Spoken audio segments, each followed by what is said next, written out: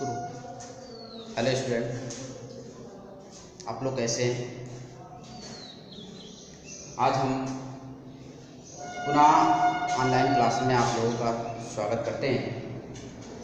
Class 11 के अंतर्गत biology class में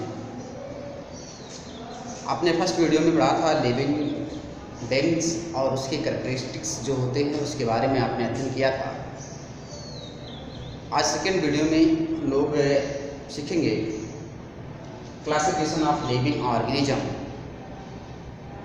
जीवों का वर्गीकरण, जीवधारियों का वर्गीकरण। जानते हैं जीवधारियों के वर्गीकरण में क्या कुछ होता है?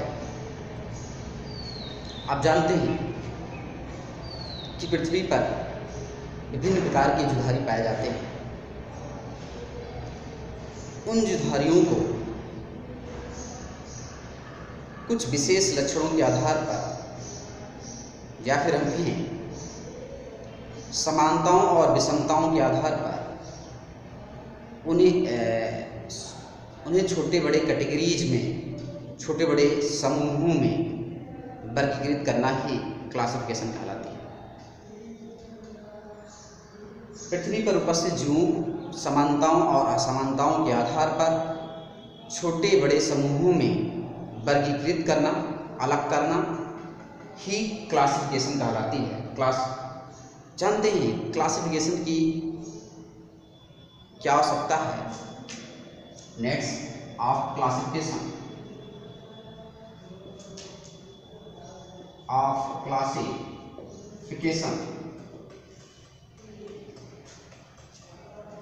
आखिर क्लासिफिकेशन की क्या जरूरत पड़ी, आवश्यकता क्या है? फर्स्ट, अध्ययन की सुविधा के लिए पृथ्वी पर ढेर सारे एनिमल्स एंड प्लांट्स हैं जिनका अध्ययन करना एक साथ पॉसिबल नहीं है। अतः मिलते जुलते लक्षणों वाले जीवधारियों को एक वर्ग में रखा जाए तथा अलग लक्षणों वाले जीवधारियों को अलग अलग वर्गों में रखा जाए। एक वर्ग में रखे गए जीवधारियों में से किसी एक जीवधारियों का अध्ययन कर लेने पर उसके अंतर्गत आने वाले समस्त जीवधारियों का लगभग अधिकांश जो लक्षण होते हैं या उनके बारे में जो नॉलेज होती है वो हमें ज्ञान अर्जित हो जाती है। इसलिए जीवधारियों को क्लासिफाइड किया जाता है, यानी कि वर्गीकृत किया जाता है। इस तरह आपने देखा कि अध्ययन की सुविधा के लिए जीवधारियों की वर्गीकृत किया जाता है, यानी कि जीवधारियों का वर्गीकरण किया जाता है। दूसरी जो स्टेप है वो है आपके एविडेंस फ्रॉम एवोल्यूशन, यानी कि विकास के प्रमाण। पृथ्वी पर जितने सारे जीवधारी प्राणी पाए जा रहे हैं उन सभी का एक साथ निर्माण नहीं हुआ। उन सभी जीवधारियों का निर्माण स्टेप बाय स्टेप क्रम से हुआ है।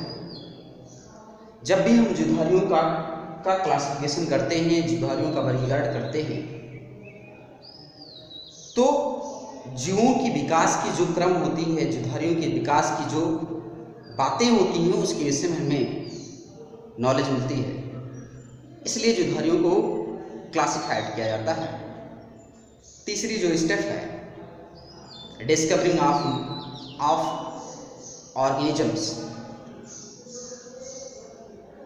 देखिए, तीसरी जो नीड्स है क्लासिफिकेशन की वो है कि नई जातियों की या नई जीवों की खोज। जब भी हम जीवधारियों का क्लासिफिकेशन करते हैं तो कुछ ऐसे जीवधारी हैं जो हमें नहीं ज्ञात हैं। क्लासिफिकेशन से उन अज्ञात जीवों के विषय में हमें जानकारी प्राप्त हो जाती है।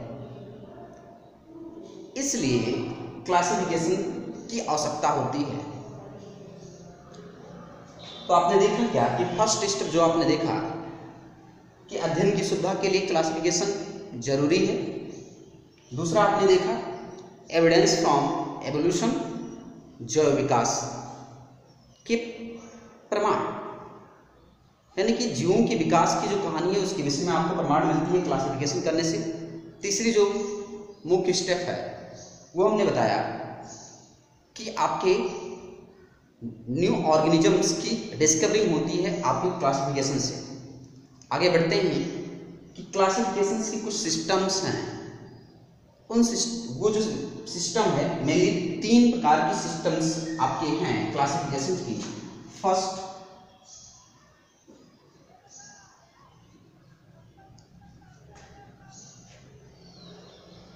Artificial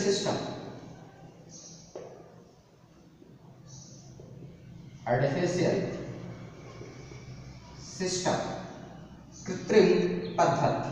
second natural system. Third phylogenetic system.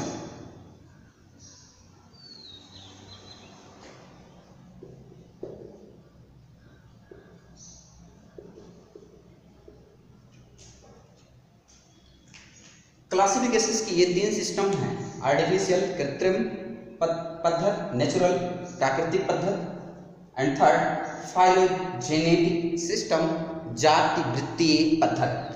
First artificial system.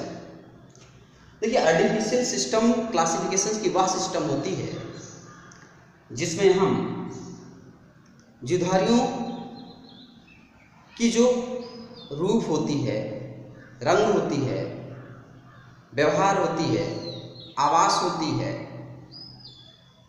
इनको बेस बनाकर उनको क्लासिफाइड किया जाता है। ऐसी सिस्टम को आर्टिफिशियल सिस्टम कहते हैं। जैसे कि हम लोग इसके विषय में एग्जाम्पल ले सकते हैं, जैसे जल में रहने वाले जीवधारी जलीय प्राणी, स्थल पर रहने वाले स्थलीय प्राणी, वायु में रहने वाले वायवीय प्राणी। तो ये देख रहे हैं आप वासस्थान के अकॉर्डिंग आपके उनको क्लासिफाइड किया जाता है और ऐसे सिस्टम को आर्टिफिशियल सिस्टम कहते हैं। अपना समझ लेते हैं, जीवधारियों के रूप, व्यवहार, आवास इत्यादि के आधार पर क्लासिफिकेशन करना ही आर्टिफिशियल सिस्टम कहलाती है। नेचुरल सिस्टम क्या होती है? प्राकृतिक पद्धति। इसमें जीवधारियों के जो भ्रूणीय विकास की कहानी होती है, भ्रूणीय विकास साथ ही जीवों के विकास की जो समानताएं और असमानताएं होती हैं उसको बेस बनाकर जो क्लासिफिकेशन किया जाता है वो आपकी नेचुरल सिस्टम कहलाती है, यानी कि प्राकृतिक पद्धति कहलाती है। इसमें आपको ध्यान में रखना है कि भ्रूणीय विकास, एम्ब्रियोनिक डेवलपमेंट एंड जीवों की जो डेवलपमेंट की कहानी होती है, विकास की कहानी होती है, यानी कि आगे वो कैसे विकसित हो रहे हैं स्टेप बाय स्टेप, उसको बेस बनाया जाता है आपके नेचुरल सिस्टम में। फाइलोजेनेटिक सिस्टम यानी कि जात वृत्तीय पद्धति में क्या होता है? जात वृत्तीय पद्धति में आप जानते हैं किसी भी जीवधारियों का विकास जो है वो आपके एक स्टेप बाय स्टेप हुआ है, यानी कि क्रम से हुआ है। अर्थात जीवों का एक क्रमिक विकास हुआ है। उस क्रमिक विकास के जात वृत्तीय जो आधार हैं वो आपके फाइलोजेनेटिक सिस्टम कहलाते हैं। इसमें जीवों के जो कर्मिक विकास है उस कर्मिक विकास के आधार पर जीवों को क्लासिफाइड किया जाता है फाइलोजेनेटिक सिस्टम में। आगे बढ़ते हैं हम सब क्लासिफिकेशन में। आगे जानते हैं कि पृथ्वी पर जितने भी सारे प्राणी हैं उन सारे प्राणियों को अध्ययन के लिए क्लासिफाइड किया जाता है अलग अलग ग्रुप में, अलग अलग समूहों में। आपके साइंटिस्ट कैरोलस लीनियस नामक साइंटिस्ट ने ऑर्गेनिजम्स को जीवधारियों को दो किंगडम्स में डिवाइड किया, Carolus Linnaeus, Carolus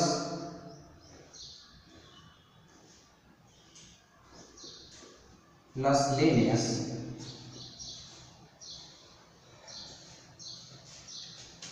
Carolus Linnaeus नामक साइंटिस्ट ने समस्त जीवों को दो जगत में डिवाइड किया। पहली जो किंगडम बनाई उन्होंने, एक तरफ उन्होंने समस्त प्लांट को रखा, समस्त पौधों को रखा, जिन्हें हम किंगडम प्लांटी के नाम से जानते हैं। कैरोलस लिनियस ने समस्त प्लांट्स को एक जगत में रखा जिसे किंगडम प्लांटी, और दूसरा जगत इन्होंने एनिमल्स के लिए बनाया, जंतुओं के लिए बनाया, जिसे किंगडम एनिमेलिया, कहते हैं। क्योंकि कैरोलस लिनियस नामक साइंटिस्ट ने समस्त ऑर्गेनिजम्स को दो किंगडम में डिवाइड किया, इसलिए इसे टू किंगडम सिस्टम भी कहते हैं। टू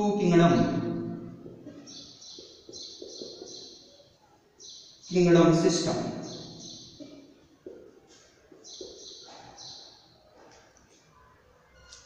उसके बाद आपके एक साइंटिस्ट अर्नेस्ट हिकल,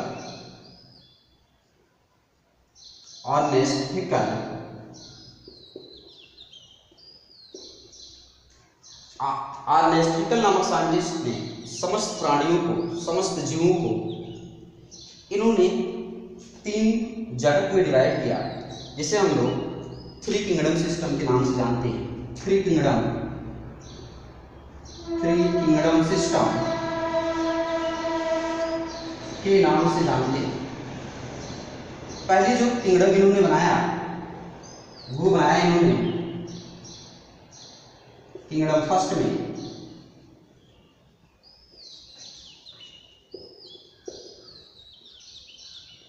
प्रोटोपिस्टा, जिसे आज हम लोग प्रोटिस्टा के नाम से जानते हैं। प्रोटिस्टा। सेकेंड किंगडम इन्होंने बनाया बहुकोष के जीवों के लिए, जिसमें इन्होंने आपके प्लांट्स को रखा। जिस किंगडम में उन्होंने प्लांट्स को रखा, उन्होंने उसे मेटाफाइटा का नाम दिया। किंगडम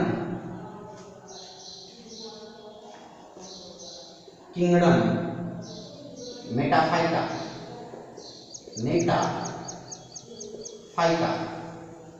जैसे हम लोग प्लांटी के नाम से भी जानते हैं। थर्ड इन्होंने क्या किया कि समस्त बहुकोष की एनिमल्स जो हैं, उनके लिए जो किंगडम इन्होंने बनाया, उसे हम लोग मेटोजोआ के नाम से जानते हैं। थर्ड किंगडम जो है वो किंगडम मेटाजोआ।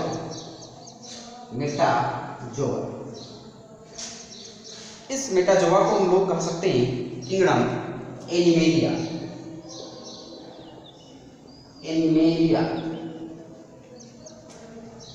तो ये आपके थ्री किंगडम सिस्टम थे, अर्नेस्ट हिकल के द्वारा प्रतिपादित।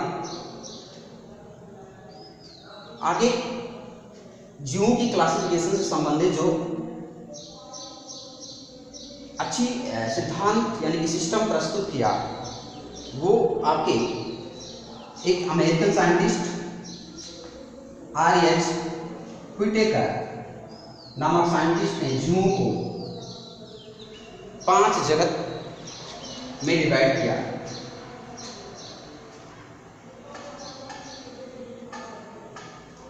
R.H. Whittaker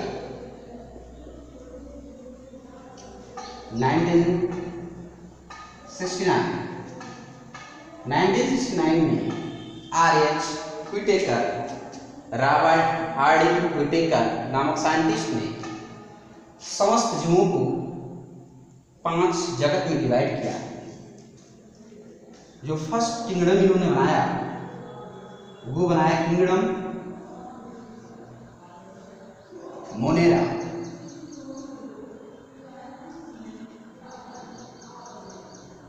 kingdom Monera.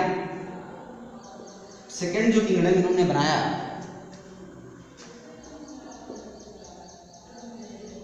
Kingdom protista, जिसे अभी हमने कहा Protoctista. Kingdom protista.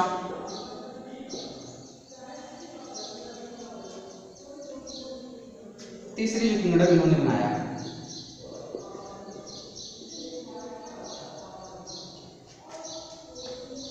Kingdom Fungi. Fourth kingdom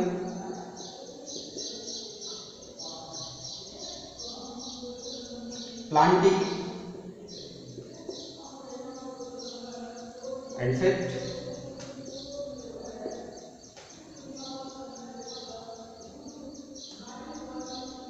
kingdom Animalia. तो इस तरह RH व्हिटेकर नामक साइंटिस्ट ने 1969 में समस्त प्राणियों को 5 जगत में अलग किया। Kingdom Monera.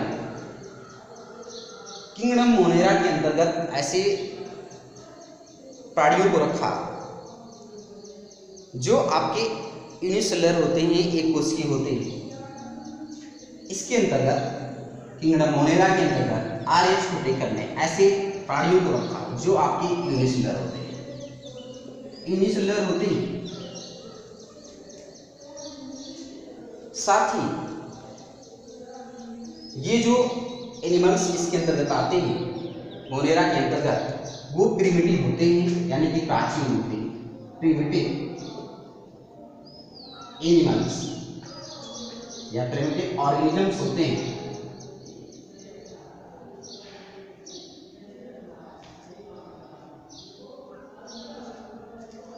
प्रिमिटिव ऑर्गेनिजम्स में आपके बैक्टीरिया, जीवाणु आते हैं।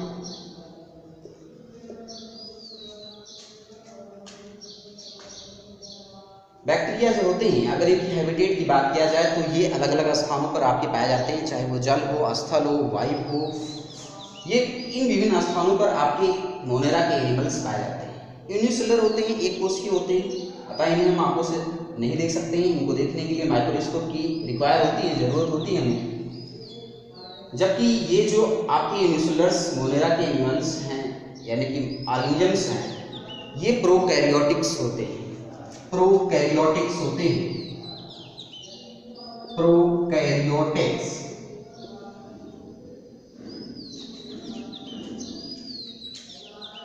प्रोकैरियोटिक्स का मतलब यहां पर ये है कि ऐसे ऑर्गेनिजम्स जिनका न्यूक्लियस इंसिपिएंट होता है, यानी कि कह सकते हैं कि आरंभिक केंद्रक होता है, ऐसे ऑर्गेनिजम्स को प्रोकैरियोटिक्स कहते हैं। प्रो का मतलब यहां पर है प्रिमिटिव,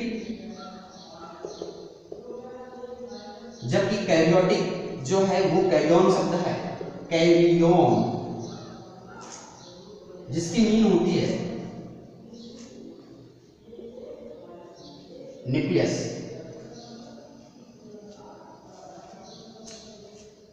अर्थात ऐसे एनिमल्स जिसकी न्यूक्लियस केंद्रक, सेल के अंदर पाया जाने वाला जो है केंद्रक प्रिमिटिव होती है, प्राचीन होती है, ऐसे ऑर्गेनिजम्स को प्रोकैरियोटिक्स कहते हैं। अर्थात इनकी न्यूक्लियस के चारों ओर न्यूक्लियर मेम्ब्रेन, केंद्रक कला जो होती है वो एब्सेंट होती है, उसका अभाव होता है, वो नहीं पाए जाते हैं। इस कारण इन्हें प्रोकैरियोटिक सेल्स कहते हैं। इसके अलावा जो सेल के विभिन्न कंपोनेंट होते हैं, mitochondria, गाल्जी body, endoplasmic reticulum etcetera जो कंपोनेंट्स होते हैं, वो कंपोनेंट्स भी आपके इन प्रोकैरियोटिक सेल्स के अंतर्गत के अंदर नहीं पाए जाते हैं, जबकि राइबोसोम जो होता है वो 70S राइबोसोम प्रोकैरियोटिक सेल्स के अंदर पाया जाता है। ये आपके जो प्रोकैरियोटिक यानी कि मोनेरा के अंतर्गत आने वाले जो प्राणी हैं, ये आपके साधारण स्थानों पर भी पाए जाते हैं। इसके अलावा ये ऐसे स्थानों पर भी पाए जाते हैं जहां पर अन्य जीवों का सर्वाइवल करना असंभव जैसा है। जैसे कि गर्म झरने जो हैं, उस गर्म झरनों में दूसरे जीवों का जीना पॉसिबल नहीं है, जबकि इनके अंदर ऐसी एबिलिटी पाई जाती है मोनेरा के कुछ प्राणियों में कि वहां पर वो सर्वाइव कर लेते हैं। तो ये मोनेरा के एनिमल्स हैं। Second kingdom protista. प्रोटिस्टा शब्द का प्रयोग आपके एक साइंटिस्ट हेकल ने किया। प्रोटिस्टा के अंतर्गत आपके यूनिसेलुलर प्राणियों को रखा गया, एक कोशिकीय जीवधारियों को रखा गया। लेकिन जो प्रोटिस्टा के जीवधारी होते हैं ये इंसिपिएंट्स नहीं होते हैं, यानी कि इनका जो न्यूक्लियस है वो प्रिमिटिव नहीं होता है, वेल डेवलप्ड न्यूक्लियस होता है इनके पास। अर्थात इन प्रोटिस्टा के ऑर्गेनिज्म के न्यूक्लियस के चारों ओर न्यूक्लियर मेम्ब्रेन पाई जाती है। ये जो होते हैं ये आपकी यूकैरियोटिक प्राणी होते हैं, यूकैरियोटिक्स होते हैं। इसलिए यूकैरियोटिक्स होते हैं क्योंकि इनके पास वेल डेवलप्ड न्यूक्लियस पाया जाता है, यानी कि अच्छी तरह विकसित न्यूक्लियस पाया जाता है। यहाँ पर यू का मतलब जो है वो ट्रू या फिर इसे हम लोग गुड कह सकते हैं, जबकि कैरियोटिक शब्द जो है यहाँ पर ये आपके न्यूक्लियस को बिलोंग करता है। तो इस तरह क्लियर है कि ये जो है ये आपके वेल डेवलप्ड न्यूक्लियस वाले जीवधारी हैं, जबकि प्रोटिस्टा के ऑर्गेनिजम्स के अंदर जो सेलुलर पार्ट्स हैं, यानी कि कह सकते हैं कि सेल्स के अंदर पाए जाने वाले जो कंपोनेंट्स हैं, गाल्जी बॉडी, एंडोप्लाज्म, रेटिकुलम एसेट्रा जो पार्ट्स हैं, ये जो होते हैं वो पूरी तरह विकसित होते हैं। जबकि राइबोसोम जो होता है वो ATS टाइप राइबोसोम पाया जाता है प्रोटिस्टा के जीवधारियों में। इस प्रोटिस्टा के अंतर्गत आप एग्जाम्पल के तौर पर ले सकते हैं इग्लिना, पैरामीशियम। ये जो एनिमल्स हैं, जो ऐसा कि हमने बताया इग्लिना, पैरामीशियम, ये प्रोटिस्टा के अंतर्गत ही आते हैं। अगर इनकी न्यूट्रिशन को देखा जाए, पोषण को देखा जाए, तो ये आपके ऑटोट्रॉफिक भी होते हैं, स्वपोषी होते हैं, यानी कि सेल्फ फूड फॉर्मेशन करते हैं, स्वयं भोजन बना लेते हैं। जबकि ये मिक्सोट्रॉफिक भी होते हैं, अर्थात कह सकते हैं हम लोग ये एनिमल्स की भांति भी भोजन पोषण करते हैं। इसके अलावा प्लांट्स की भांति भी ये अपना भोजन बना लेते हैं। इसके अंतर्गत आते हैं प्रोटिस्टा के अंतर्गत। थर्ड किंगडम जो है वो किंगडम फंजाई। किंगडम फंजाई के अंतर्गत यूकैरियोटिक्स प्लांट्स आते हैं, जिसके अंतर्गत आपकी क्लोरोफिल एब्सेंट होता है, यानी कि जो भी प्लांट्स फंजाई के अंतर्गत आते हैं उनमें क्लोरोफिल नहीं पाया जाता है, अर्थात ये अपना भोजन स्वयं नहीं बना पाते हैं। ये जो प्लांट्स होते हैं फंजाई के अंतर्गत, यानी कि कवक के अंतर्गत, इनकी जो सेल होती है, सेल के चारों तरफ जो बाउंड्री पाई जाती है, यानी कि सेल वॉल पाई जाती है, वो काइटिन की बनी होती है। और ये सेप्रोफाइटिक होते हैं, यानी कि मृत्योपजीवी होते हैं। यानी कि जो डेड बॉडी होती है उस डेड बॉडीज को डिकम्पोज करते हैं, यानी कि मृत शरीर को सड़ाते हैं और फिर वहाँ से अपने न्यूट्रिशन को, यानी कि पोषण को प्राप्त करते हैं फंजाई। फंजाई में आप देख सकते हैं एग्जाम्पल के तौर पर मशरूम, कुकुरमुत्ता। ये जो एग्जाम्पल हैं ये आपके फंजाई के अंतर्गत आते हैं। जो फोर्थ किंगडम है प्लांटी, प्लांटी के अंतर्गत समस्त पादपों को रखा गया हुआ है। ये जो प्लांट्स होते हैं यानी कि पौधे होते हैं, इनके सेल के चारों तरफ जो सेल बाउंड्री होती है उसे सेल वॉल कहते हैं, और सेल वॉल जो होती है वो सेलुलोज की बनी होती है, यानी कि ये सेल बाउंड्री और ये जो होती है सेल वॉल कहलाती है। और ये सेलुलोज नामक पदार्थ की, सेलुलोज जो है एक कार्बोहाइड्रेट है, पॉलीसैकेराइड्स उसकी बनी हुई होती है। इस सेल्स के अंतर्गत प्लांटिंग के अंतर्गत आने वाले जो प्लांट्स हैं, इस सेल्स के अंदर विभिन्न जो कंपोनेंट्स होते हैं सेल के, वो सारे कंपोनेंट्स पाए जाते हैं। जबकि किंगडम एनिमेलिया के अंतर्गत मल्टीसेलुलर ऑर्गेनिजम्स को रखा गया है। ये जो होते हैं ये आपके हेटेरोट्रॉफिक होते हैं, परपोसी होते हैं।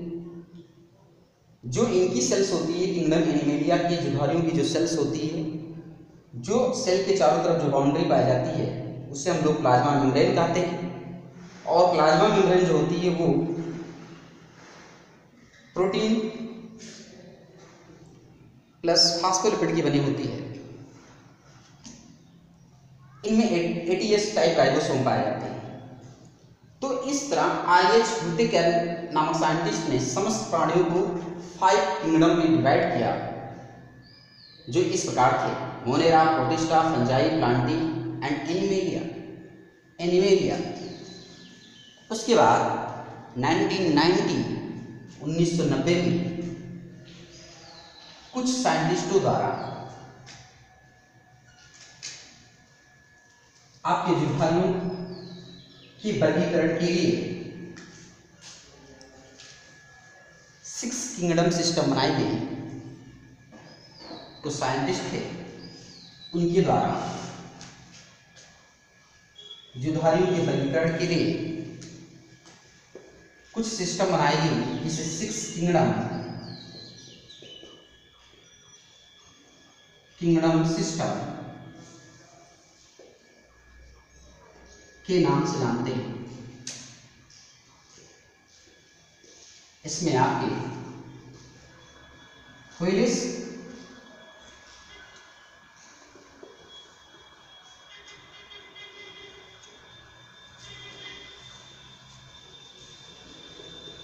कूच,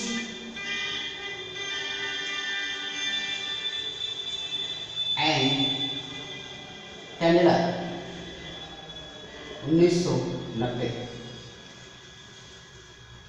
1990 में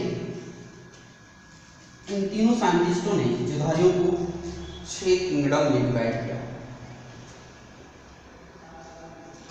इन्होंने क्या किया कि जो मोनेरा था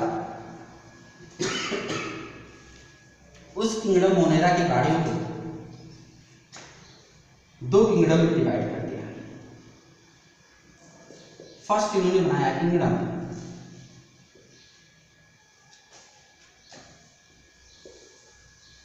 आर्कीबैक्टीरिया,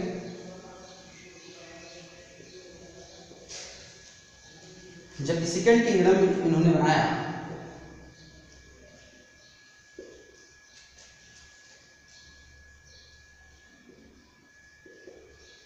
यूबैक्टीरिया। बाकी जो किंगडम है वो सब ऐसे ही हैं, 3, 4, 5।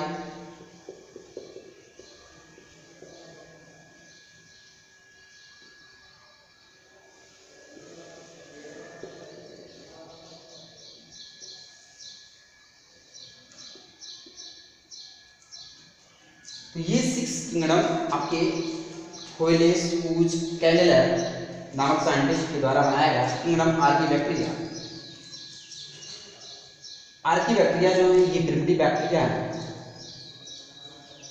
जो ऐसे कंडीशंस पर पाए जाते हैं, ऐसे कंडीशन में पाए जाते हैं जहां पर दूसरे प्रकार के जुधारियों का जीना पॉसिबल नहीं है। जैसे कि गर्म गैस के या गर्म झरने जो होते हैं, उस गर्म झरने में जीवों का जीना पॉसिबल नहीं है। इन स्थानों पर ऐसे बैक्टीरिया पाए जाते हैं क्योंकि इनकी जो सेल वॉल होती है वो सेल वॉल अलग प्रकार के पदार्थों की बनी होती है जो इन्हें उस कंडीशन में सर्वाइव करने में मदद करती है। इसमें देख सकते हैं हम लोग हाइलोफिल्स bacteria, मेथेनोजन bacteria,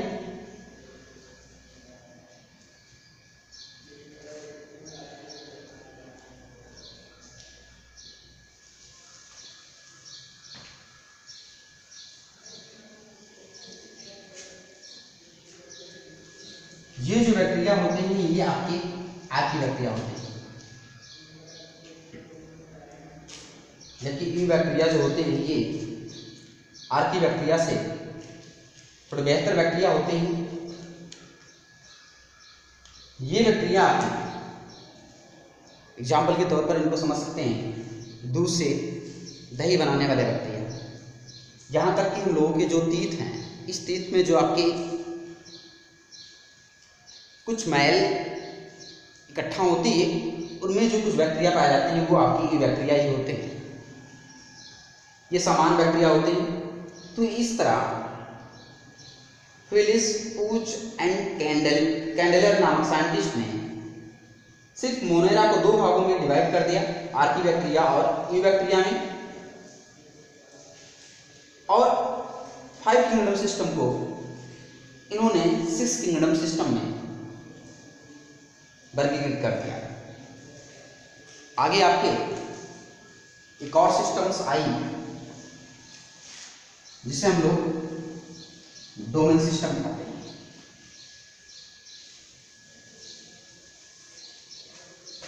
domain system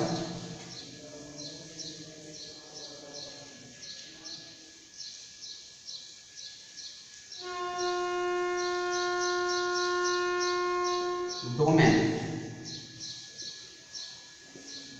system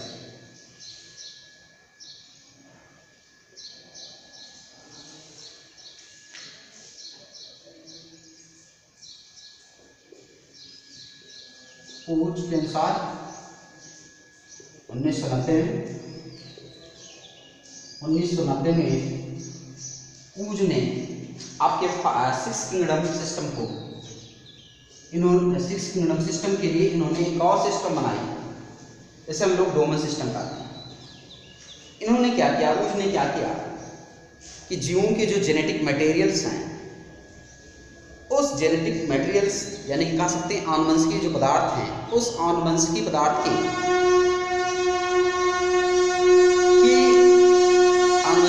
के बेसिस पर इन्होंने या आनुवंशिकी पदार्थ की समानताओं और असमानताओं के आधार पर इन्होंने जीवों को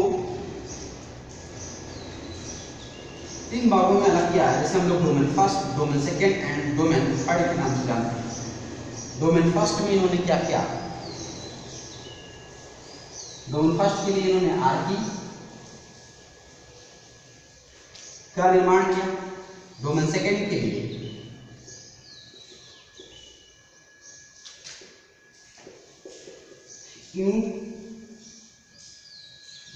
यू बैक्टीरिया का निर्माण किया, जबकि थर्ड के लिए इन्होंने डोमेन थर्ड के लिए इन्होंने यूकैरिया का निर्माण किया। डोमेन फर्स्ट में इन्होंने क्या किया, डोमेन फर्स्ट में इन्होंने सिर्फ आर्की बैक्टीरिया को रखा, जबकि डोमेन सेकेंड में इन्होंने क्या किया, ई बैक्टीरिया को रखा, जो थोड़े आर्की बैक्टीरिया से अधिक थोड़े विकसित होते हैं। जबकि डोमेन थर्ड में इन्होंने क्या किया, डोमेन थर्ड में इन्होंने समस्त जो यूकैरियोटिक्स एनिमल्स थे, kingdom fungi, kingdom protista, kingdom fungi, kingdom Plantae और किंगडम एनिमेलिया, इन किंगडम के जीवधारियों के लिए उन्होंने यूकैरिया का निर्माण किया। अभी हमने डिस्कस किया था इन मतलब गुड ट्रू, जबकि कैरियन मतलब कैरियन न्यूक्लियस, जिसकी न्यूक्लियस अच्छी तरह विकसित होती है, गुड डेवलप होती है, बैड डेवलप होती है, उनके लिए यूकैरिया शब्द यूज किया गया है। इस तरह यूकैरियोटिक्स एनिमल्स के लिए एक सिस्टम बनाई गई जिसे हम लोग डोमेन यूकैरिया के नाम से जानते हैं। इस तरह आपने देखा कि समस्त प्राणियों को, लिविंग ऑर्गेनिजम्स को क्लासिफिकेशंस के लिए आपके 2 किंगडम्स प्लांटी एंड एनिमेलिया बनाई गई, 3 किंगडम्स प्रोटिस्टा, मेटाफाइटा यानी प्लांटी, 3 किंगडम के लिए उन्होंने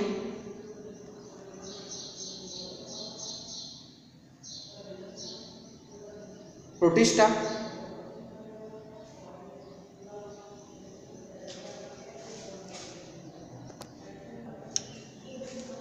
थ्री किंगडम के लिए प्रोटिस्टा, मेटाफाइटा यानी कि प्लांटी, मेटाजोआ यानी कि एनिमेलिया का निर्माण किया गया। आर्य श्मिटर ने एनिमल्स को डिवाइड करने के लिए 5 किंगडम्स सिस्टम का यूज किया, जिसमें आपने देखा kingdom Monera, kingdom protista, kingdom fungi, kingdom Plantae, kingdom animalia. 6 kingdom आपने देखा। सिर्फ मोनेरा को 2 भागों में डिवाइड कर दिया गया, एक आर्कीबैक्टीरिया, दूसरा यूबैक्टीरिया। जबकि डोमेन में क्या किया गया कि समस्त प्राणियों को सिर्फ 3 भागों में अलग किया, उनके आनुवंशिक की समानताओं और विषमताओं के आधार पर। Domain first Archie, domain eubacteria and third domain यूकैरिया। इस तरह जीवों का क्लासिफिकेशन हुआ, लिविंग ऑर्गेनिजम्स का क्लासिफिकेशन हुआ। आई होप आपको आज का क्लास जो है वो अच्छा लगा होगा। आप इसको पढ़ेंगे, समझेंगे और अपनी तरफ से एक नोट बनाने का प्रयास करेंगे। तब तक के लिए आप लोग खुश रहिए और पढ़ाई अपनी जारी रखें।